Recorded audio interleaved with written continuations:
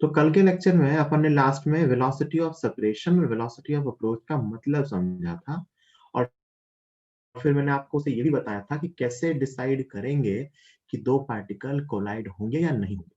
तो हमने देखा था कि दो पार्टिकल्स के कोलिजन की कंडीशन ये थी कि अगर एक पार्टिकल के रिस्पेक्ट में दूसरे पार्टिकल की वेलोसिटी उनको ज्वाइन करने वाली लाइन के अलोंग ही हो और दूसरे पार्टिकल की तरफ ही हो, तो पार्टिकल्स कोलाइड करेंगे, अदरवाइज पार्टिकल कोलाइड नहीं करेंगे।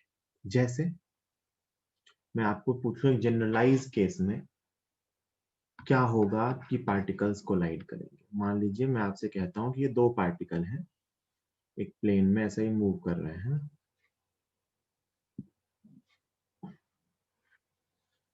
इसकी वेलोसिटी इधर की तरफ है u1 θ1 एंगल पे, इसकी वेलोसिटी इधर की तरफ है u2 और θ2 एंगल पे। मैं आपसे कहूं कि फाइंड, और इनके बीच की डिस्टेंस है कुछ d, find condition for which the two particles will collide. Find the conditions for which the two particles will collide. ये पार्टिकल 1 है, ये पार्टिकल 2 है ना। तो अपन जानते हैं, अपन इसमें सॉल्व करेंगे इसको ज्वाइन करने वाली लाइन के अलोंग और इसको ज्वाइन करने वाली लाइन के परपेंडिकुलर। तो मान लो मैं एक पार्टिकल के रिस्पेक्ट में डायग्राम बनाता हूँ। कंपोनेंट कर लो पहले तो।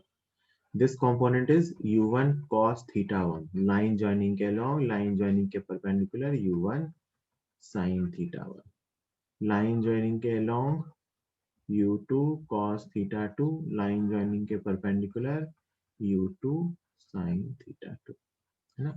तो अगर मैं with respect to 1 ड्रॉ करूं, with respect to particle 1, तो 1 के रिस्पेक्ट में देखो मैं 2 की रिलेटिव वेलोसिटी ड्रॉ कर रहा हूं।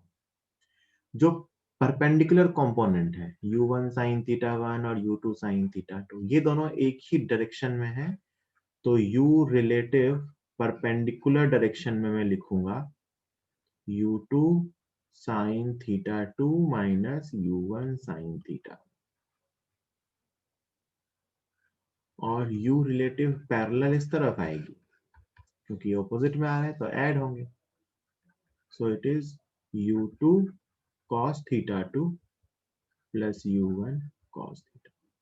This is relative direction in parallel direction, relative velocity in parallel direction, and this is relative velocity in perpendicular direction, है ना। अब कोलिजन के लिए याद करो क्या होना चाहिए। तो कोलिजन के लिए पार्टिकल 1 को दिखना चाहिए कि 2 इसी लाइन पे इसकी तरफ आ रहा है, इसका मतलब ये टर्म 0 होनी चाहिए। This term should be 0 for collision. Collision होने के लिए रिलेटिव वेलोसिटी का कोई भी कंपोनेंट इसके परपेंडिकुलर नहीं होना चाहिए, सिर्फ पैरेलल कंपोनेंट होना चाहिए।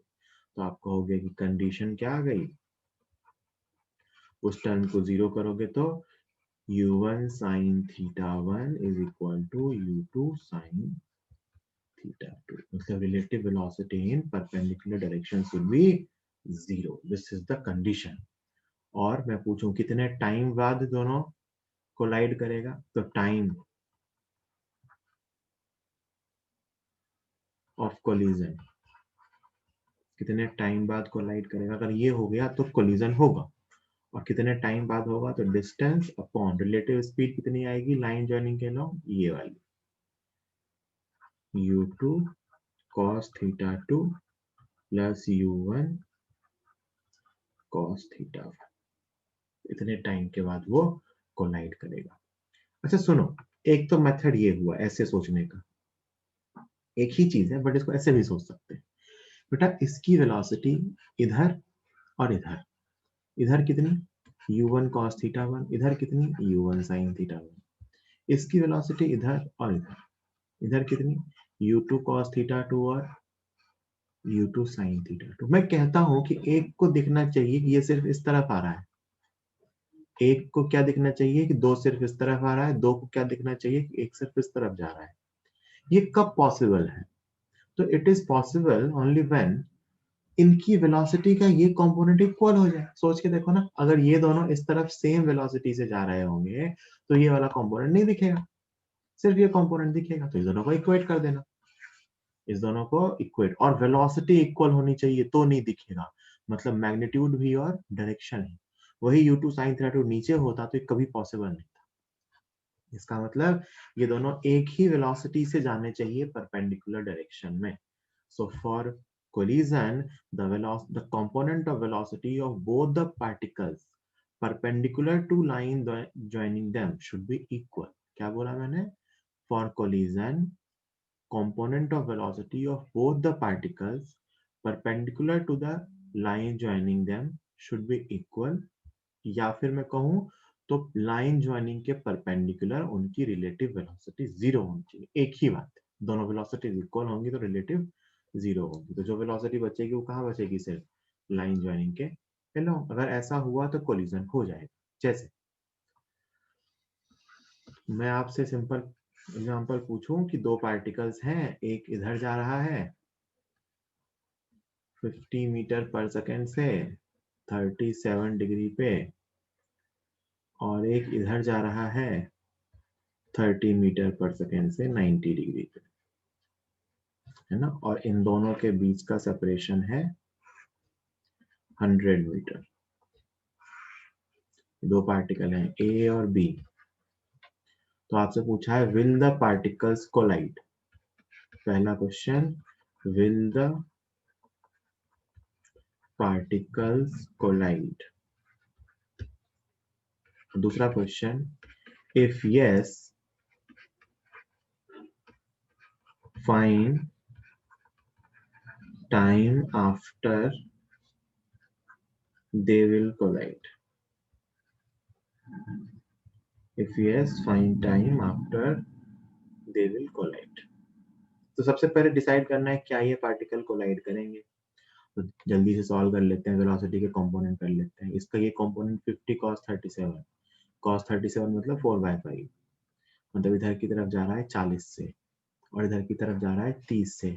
कुछ भी करने की जरूरत नहीं है, साफ साफ दिख रहा है कि ये कंपोनेंट इक्वल है ना। दोनों की वेलोसिटी का कंपोनेंट इस लाइन के परपेंडिकुलर इक्वल है। तो पहले क्वेश्चन का आंसर है यस। अरे बोलो, बात समझ में आई क्या? दोनों की वेलोसिटी इनको ज्वाइन करने वाली लाइन के परपेंडिकुलर इक्वल है, इसका मतलब वो डायरेक्शन में रिलेटिव वेलोसिटी जीरो हो जाएगी। अरे जल्दी बोलो भैया, समझ में आई क्या ये बात? उनको ज्वाइन करने वाली लाइन के परपेंडिकुलर दोनों की वेलोसिटी 30 है, तो उसके अलावा रिलेटिव वेलोसिटी क्या आएगी? जीरो। गुड। तो वो कंपोनेंट तो खत्म हो गया। ठीक है समझ गया मैं।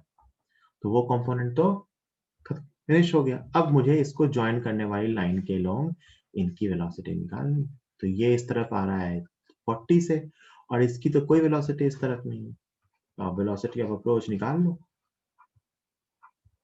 क्या है वेलोसिटी ऑफ अप्रोच? 40 मीटर पर सेकेंड। तो टाइम क्या होगा जितने टाइम बाद टक्कर होगी? 100/40, दैट इज 2.5 सेकेंड। तो इनकी टक्कर 2.5 सेकेंड के बाद होगी। अच्छा, होगी कहाँ टक्कर पता है? तो ऐसा होगा ना, सुनना ध्यान से, कि ये पार्टिकल तो इस लाइन पे चलेगा सीधा और ये पार्टिकल कहीं ऊपर चलेगा, तो यहाँ आके कहीं इनकी टक्कर हो जाएगी। यहाँ आके कहीं इनकी टक्कर होगी। ये तो इसी लाइन पे चलेगा ना भाई, 30 से सीधा जा रहा है और ये 50 से इस लाइन पे आ रहा है। तो 2.5 सेकेंड बाद कि यहाँ से ऊपर पहुंचेगा 75 मीटर और ये यहाँ से पहुंचेगा ऊपर 125 मीटर और कहीं जाके टक्कर हो जाएगी। तो they will collide, they will collide at a point. तो ऐसे क्वेश्चन आपसे कभी कभी पूछ लेते हैं। जल्दी लिखिए, फिर आपको बताऊंगा एक काम की बात। जल्दी लिखिए। ठीक, तो आप सबने ही लिख लिया होगा। तो ये कंसेप्ट कहाँ यूज करेंगे? तो एक तो जब आपको ऐसा दिया हो कि दो पार्टिकल ऐसा हॉरिजॉन्टल प्लेन में ऐसे ऐसे मूव कर रहे हैं, कोई भी दो कार हो सकती है, दो बस हो सकती है, दो पार्टिकल हो सकते हैं, उनकी आपको जमीन पे ऐसी मोशन दिखा रखी हो कि किस तरफ जा रहा है किस तरफ जा रहा है, बताओ टक्कर होगी नहीं होगी, तब ये कंसेप्ट यूज कर सकते हैं। दूसरी बात, ये कंसेप्ट तब भी यूज कर सकते हैं जब ये दोनों प्रोजेक्टाइल्स हों। कब यूज कर सकते हैं? जब ये दोनों प्रोजेक्टाइल्स हो। आप कहोगे सर ऐसे कैसे?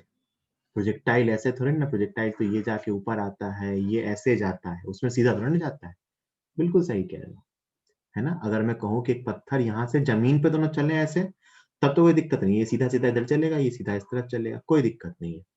मैं तो कहता हूँ सेम कंसेप्ट सही है जो अपन ने अभी पढ़ा। अगर मैं एक पत्थर को जमीन से ऊपर हवा में फेंकूं इधर, और एक पत्थर को 50 मीटर पर सेकेंड से 37 डिग्री पे फेंकूं, तो भी ये पत्थर कहीं यहाँ जाएगा, ऐसे आके यहाँ टक्कर मारेगा, तो भी कंडीशन ऑफ कोलिजन यही आएगी, और तो भी टाइम ऑफ कोलिजन यही आएगा। अगर मैं बोलूं कि ये दोनों दो प्रोजेक्टाइल्स हैं तो सो जो हम पढ़ रहे हैं, this is also the condition for two projectiles to collide in air. This is also the condition for two projectiles to collide in air. दो प्रोजेक्टाइल के एयर में कोलाइड होने की कंडीशन भी यहीं से आ जाएगी। आप कहोगे सर ऐसे कैसे, मतलब नहीं आया हुआ? अभी आएगा, देखो। मान लो बेटा दो प्रोजेक्टाइल्स हैं,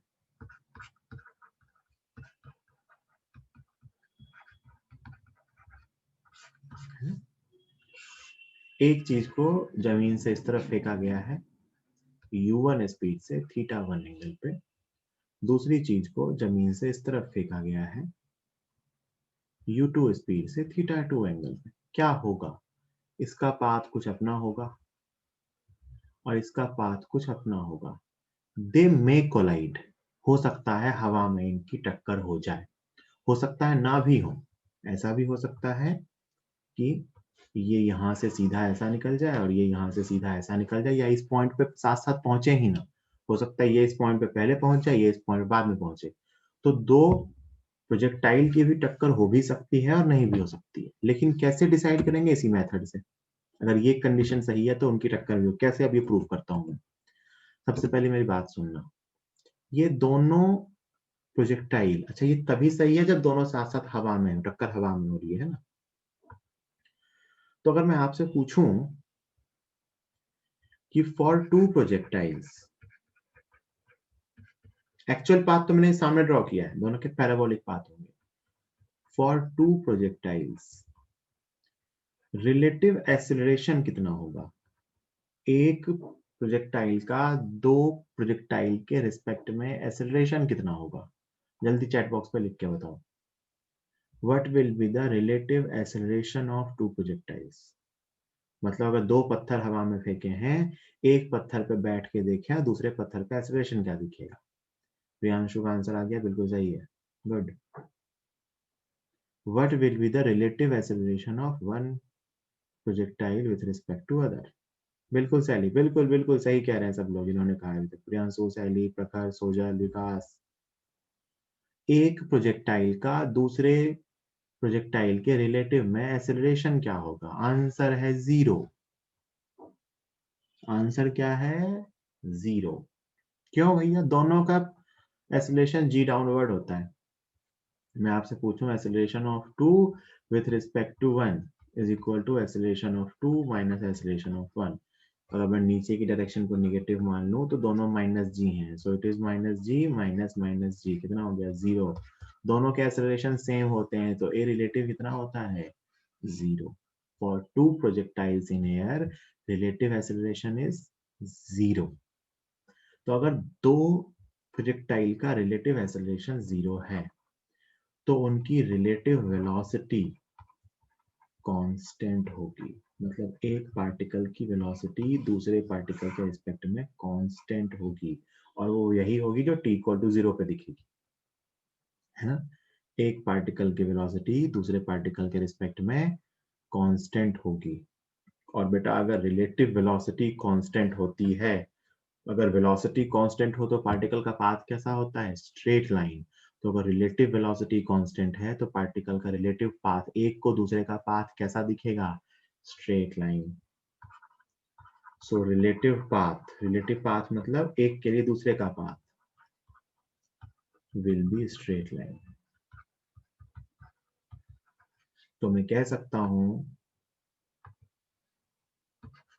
कि फॉर वन प्रोजेक्टाइल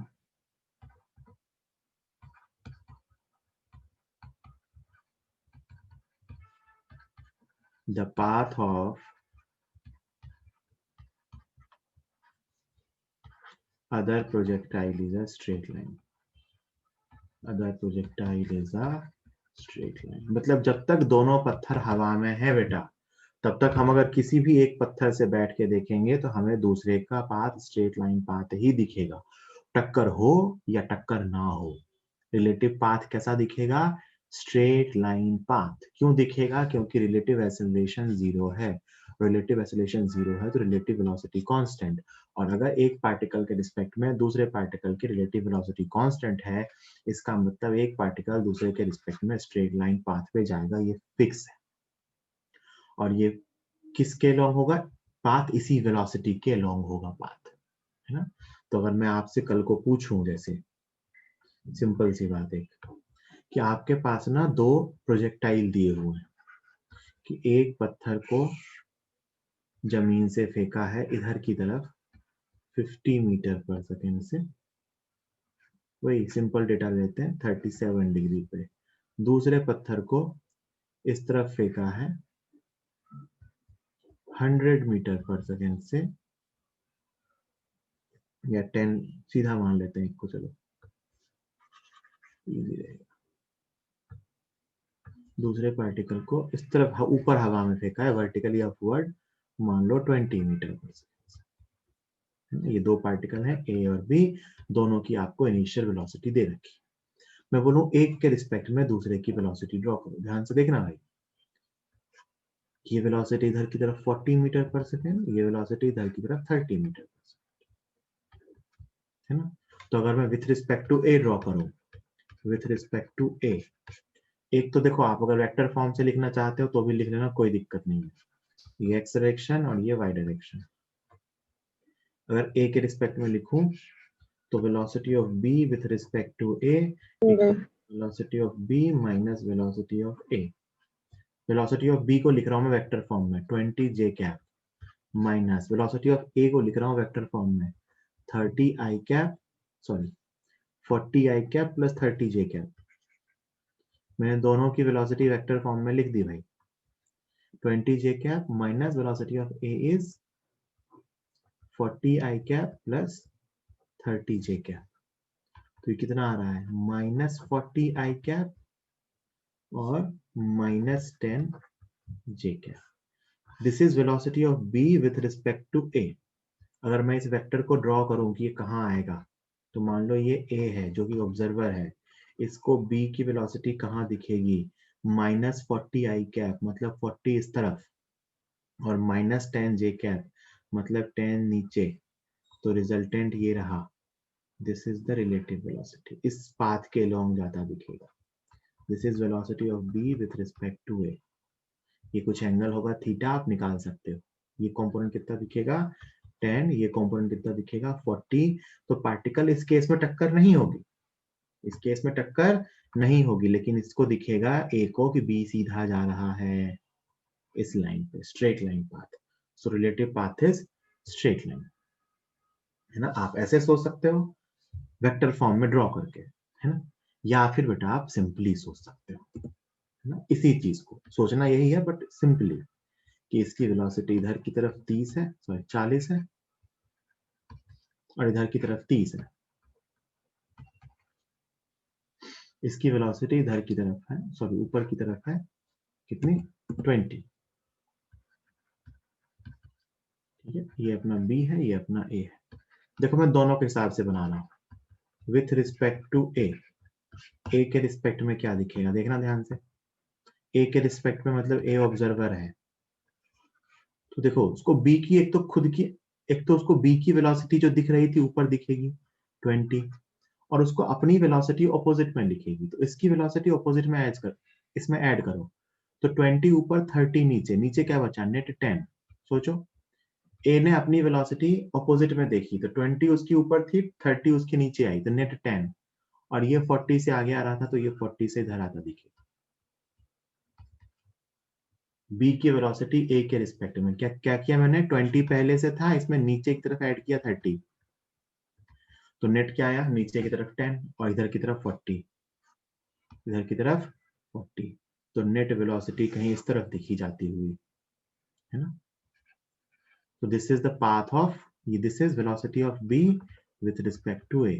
तो ए को दिखेगा बी इस रास्ते पे गया, इस स्ट्रेट लाइन पे गया है सीधा।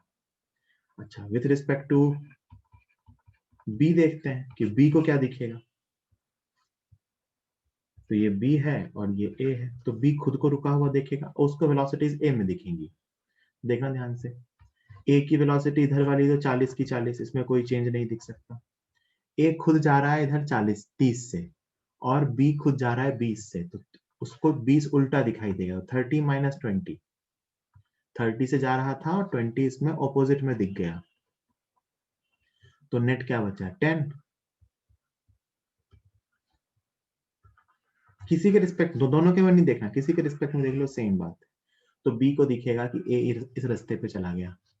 This is velocity of A with respect to B, straight line path. मैं बस आपको ये समझाना चाहता हूं कि इस केस में हमेशा क्या दिखेगा, एक पार्टिकल को दूसरे पार्टिकल का path straight line. The path of one particle with respect to other will be a straight line, or the particle of one projectile with respect to other will be a straight line, है ना। देखो, in case में टक्कर हो भी सकती है और नहीं भी हो सकती। जैसे यहीं पे सुनना, एक ध्यान से एक चीज पूछते हैं। जैसे मैं आपसे इस क्वेश्चन में पूछूं क्या इनकी टक्कर होगी, बताओ आंसर लिख के चैट बॉक्स में, क्या इनकी टक्कर होगी।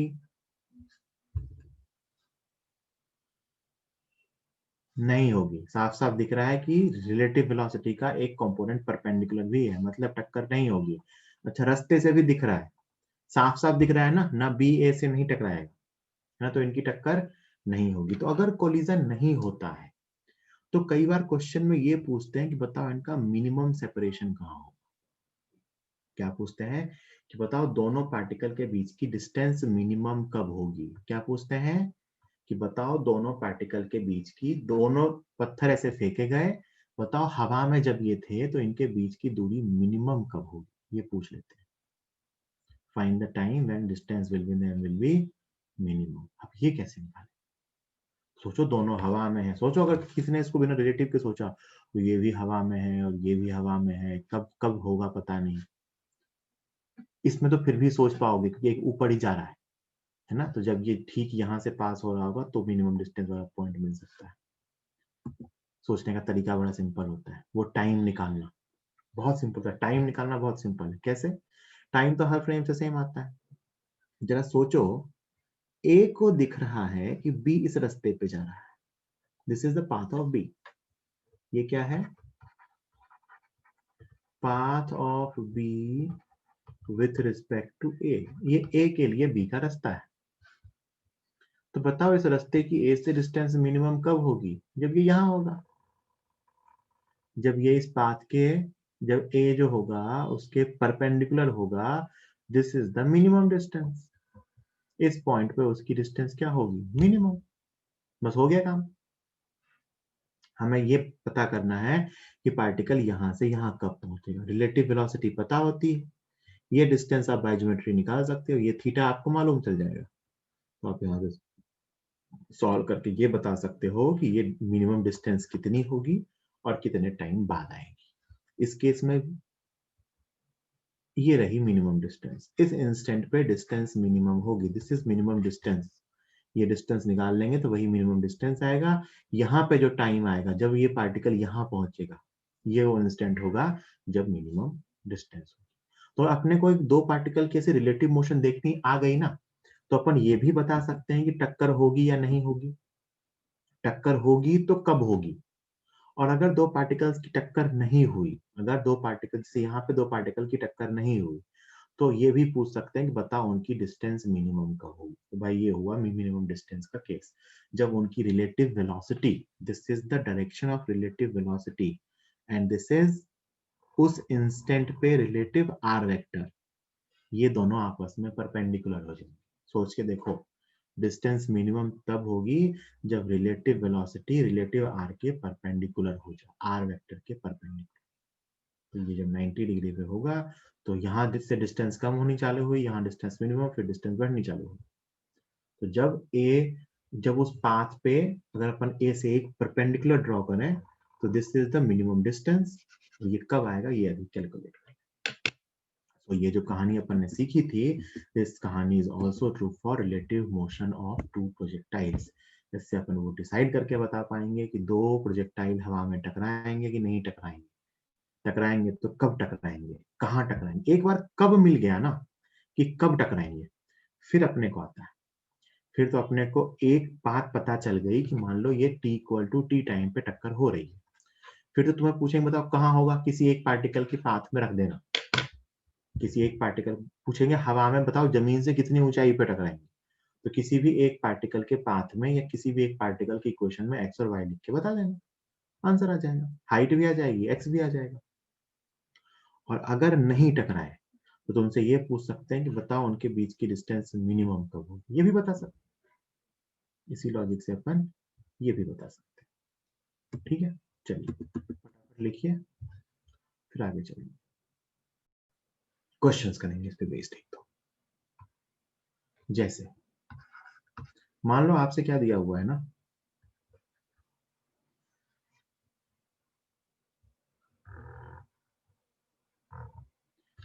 कि दो शिप है मान लो, है ना, ए और बी। ये ए शिप यहाँ है और बी शिप यहाँ है, टी इक्वल टू 0 पे। शिप ए इस तरफ जा रही है 30 मीटर पर सेकेंड की कांस्टेंट स्पीड से। शिप ए जो है वो कांस्टेंट स्पीड से इधर जा रही है, और शिप बी इस तरफ जा रही है 40 मीटर पर सेकेंड से। ये इसी इंस्टेंट पे दिखा रखा है आपको, टी इक्वल टू 0 पे, है ना। और ए और बी के बीच का अभी सेपरेशन है 100 मीटर, है ना। तो आपसे दिया गया है कि at T equal to 0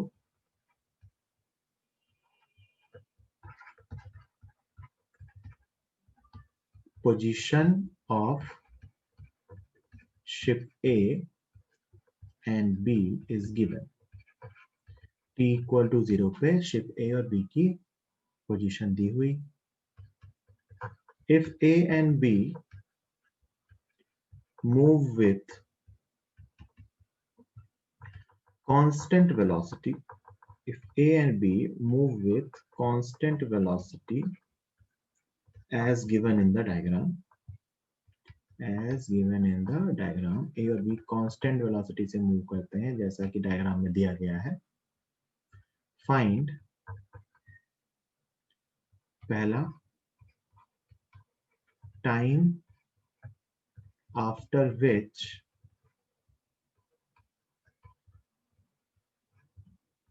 separation between them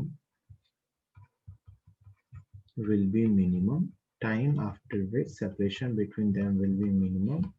And second question, find this minimum separation, find this minimum separation।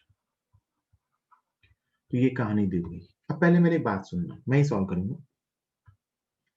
अगर तुम्हें ये मेथड नहीं आता होता तो तुम क्या करते, सुनना मेरी बात। बिना इस मेथड के भी क्वेश्चन सॉल्व किया जा सकता है, सुनना कैसे सॉल्व करते। तो अपन कहते हैं कि मान लेते हैं कि कुछ टी टाइम के बाद इनके बीच का सेपरेशन मिनिमम होता है, क्योंकि तुम्हें समझ में आ रहा है कि एक तो इनकी वेलोसिटी ये इस तरफ जा रहा है और ये दूर जा रहा है, तो कहीं बीच में जाके इनके बीच का सेपरेशन मिनिमम होता है। तो मान लेते हैं कि ये किसी टी टाइम के बाद इनके बीच का सेपरेशन मिनिमम होता, तो टी टाइम में ये यहाँ पहुंच जाता, कितनी डिस्टेंस चलता, 30 टी। और टी टाइम में ये इतना ऊपर आ जाता, कितना ऊपर आ जाता, 40 टी। मैं अल्टरनेटिव मेथड बता रहा हूँ, है ना, इसको यूज नहीं करेंगे, 30 टी और 40 टी। तो फिर इनके बीच का सेपरेशन ये बचता, तो ये डिस्टेंस 30 टी, तो ये डिस्टेंस कितनी, 100 माइनस 40 टी।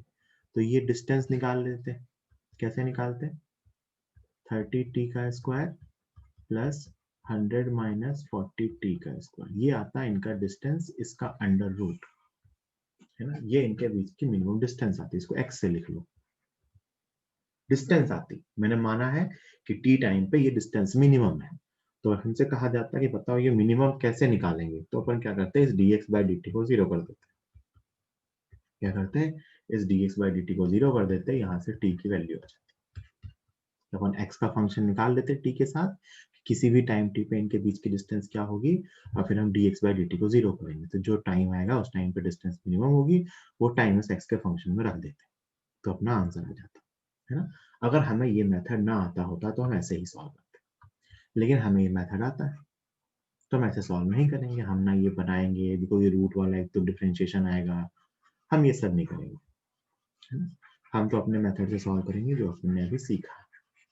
हम कहेंगे कि हम एक पार्टिकल की मोशन दूसरे पार्टिकल के रिस्पेक्ट में देखें, इज्जत देते हुए एक पार्टिकल को दूसरे पार्टिकल के रिस्पेक्ट में देखें। तो वो 40 से आ रहा था और ये 30 से जा रहा था ना, ये सब भी हटा दो, इसकी जरूरत नहीं। ठीक, तो ये 40 से ये 30 से, मान लेते हैं कि मैं देख रहा हूं पार्टिकल ए की मोशन बी के रिस्पेक्ट में। क्यों ऐसा क्यों, क्योंकि ये एक तरह से मुझे यहाँ ऑरिजिन पे बैठा दिख रहा है तो थोड़ा सा आसान लगेगा, इसके रिस्पेक्ट में ये देखूं तो भी एक ही बात है, कोई भी देख सकते हैं, कोई भी मान लो, relative motion of A with respect to B, B के रिस्पेक्ट में ए की रिलेटिव मोशन, तो देखो भाई बी तो यहाँ फिक्स है ना, ए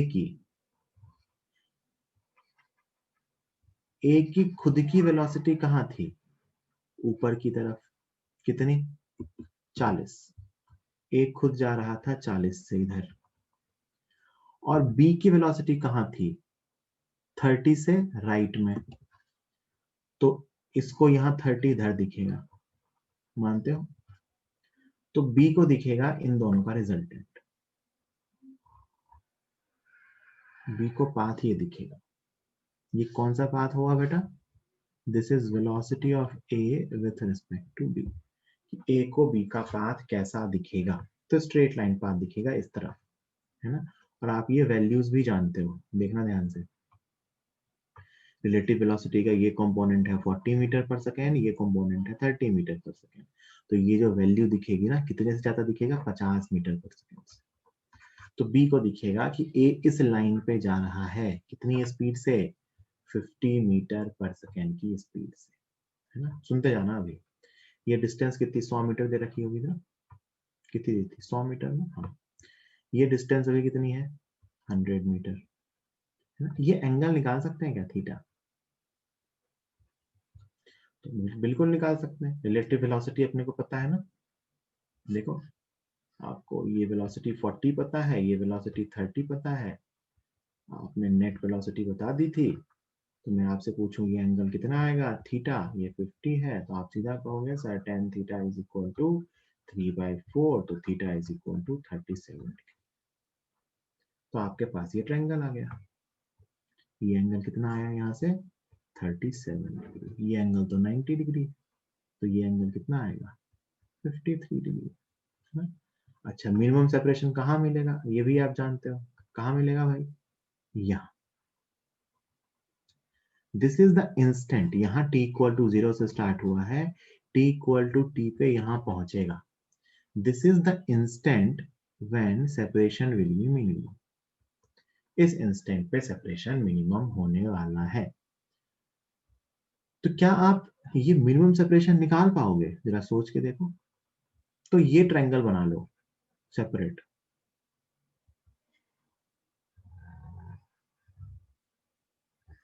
ये वाला triangle, this is m, this is b, this is a, ये ट्रायंगल, और ये एंगल कितना है 37 डिग्री, ट्रायंगल बनाने की जरूरत नहीं है, आप एक ही डायग्राम में देख लोगे, मैं आपको दिखाने के लिए बता रहा हूँ, ये d मिनिमम, और ये डिस्टेंस कितनी 100 मीटर, तो क्या आप इस ट्रायंगल से ये d मिनिमम निकाल सकते हो, बिल्कुल निकाल सकते हो, कैसे, आप लिखोगे d minimum is actually 100 sin 37, d minimum कितना है 100 sin 37, तो 100 इंटू साइन 37 की वैल्यू 3/5, तो आ गया 60 मीटर, तो ये जो मिनिमम डिस्टेंस है ना ये कितनी आ गई 60 मीटर, तो इन दोनों पार्टिकल्स के बीच की मिनिमम डिस्टेंस होगी 60 मीटर, कितनी होगी 60 मीटर। एक क्वेश्चन हो गया ये क्वेश्चन, इसका आंसर कितना आया 60 मीटर।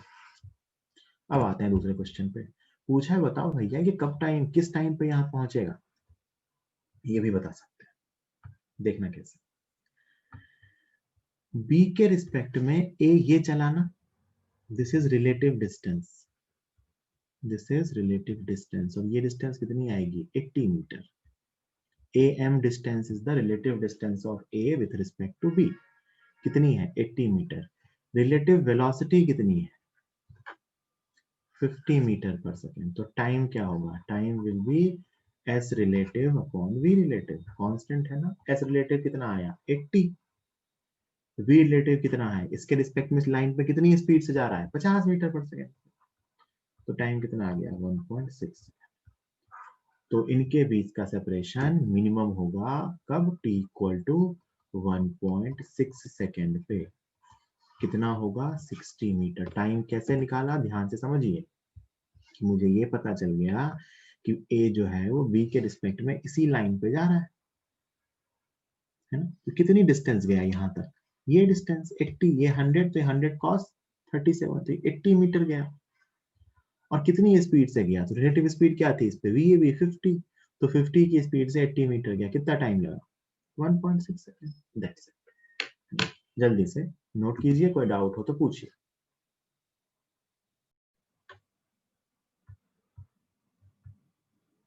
एक क्वेश्चन दे रहा हूं आपको,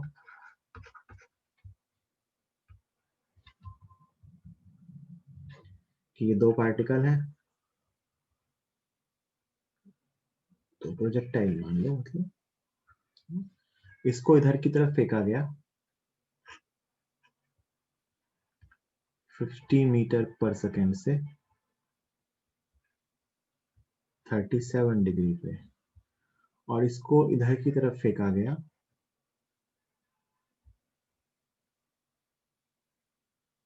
कितने से,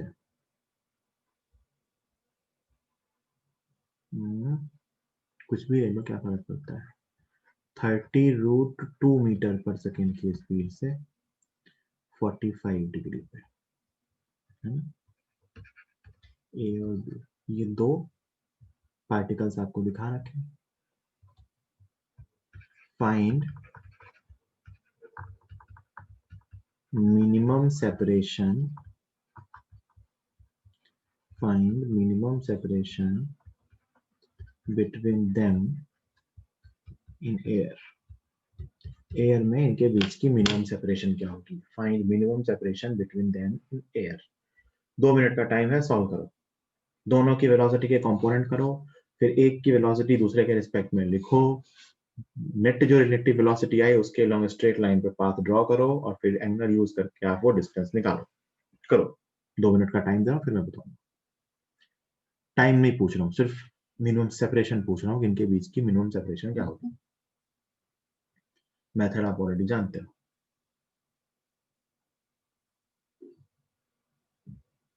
अरे रुक जाओ, 1 मिनट, 1 मिनट रुक जाओ, 1 मिनट रुक जाओ, इसमें एक दिक्कत हो जाएगी तुम्हें।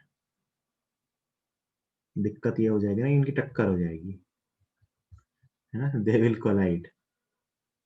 ये तो सही था, इसको बोलूंगा था, इनकी टक्कर, इसका आंसर 0 था पिछले वाले सवाल का, वो 0 वाला तो क्वेश्चन पहले ही कर चुके हैं। ऐसा कर लो, अब करो, 40√2 कर लो, तो ध्यान नहीं दिया मैंने। हाँ, पिछले वाले का आंसर तो 0 था, उनकी टक्कर हो जाएगी, 40√2 से फेंका, अब टक्कर नहीं होगी।